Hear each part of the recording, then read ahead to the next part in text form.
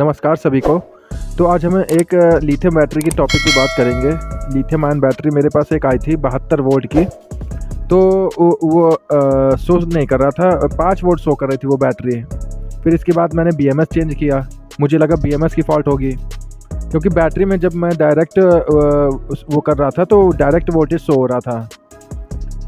तो मैंने जब डायरेक्ट बैटरी को चेक किया तो उसमें 77 वोल्टेज दिखा रहा था। एक्चुअली क्या है कि जो आपकी लिथियम आयन बैटरी होती है उसका मैक्सिमम वोल्टेज 84 वोल्टेज तक जाता है। ठीक है, तो जब हम डायरेक्ट चेक कर रहे थे तो वोल्टेज उसका 77 वोल्टेज दिखा रहा था। फिर इसके बाद हम लोगों ने क्या किया कि BMS दूसरा लगाया। BMS दूसरे लगाने पे भी वो 6 वोल्ट दिखा रहा था। जब BMS लगा के चेक कर रहा है तो 6 वोल्ट दिखा रहा है, और जब बिना BMS के चेक कर रहा है डायरेक्ट बैटरी को तो उसमें 77 वोल्टेज दिखा रहा है।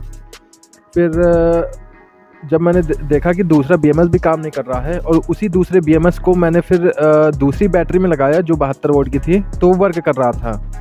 फिर इसके बाद जो है बैलेंसर अब मैंने लगाया। बैलेंसर से मैंने चेक किया तो एक सीरीज़ का वोल्टेज जो है बहुत कम था, 1 वोल्टेज था। तो वो आपका स्क्रीन में मैं शो कर दूंगा, स्क्रीन में शो हो रहा होगा, 1 वोल्टेज था। फिर तभी आपका जो BMS है वो वर्क नहीं कर रहा था। क्या है कि BMS नहीं वर्क करेगा अगर मिनिमम वोल्टेज जब तक जो BMS का फंक्शन होता है वो मिनिमम 2.8 तक वोल्टेज तक वो करता है। अगर उससे एक भी सीरीज़ का वोल्टेज अगर 1 वोल्ट दिखा रहा है, उससे कम वोल्टेज है, तो आपका BMS वर्क नहीं करेगा।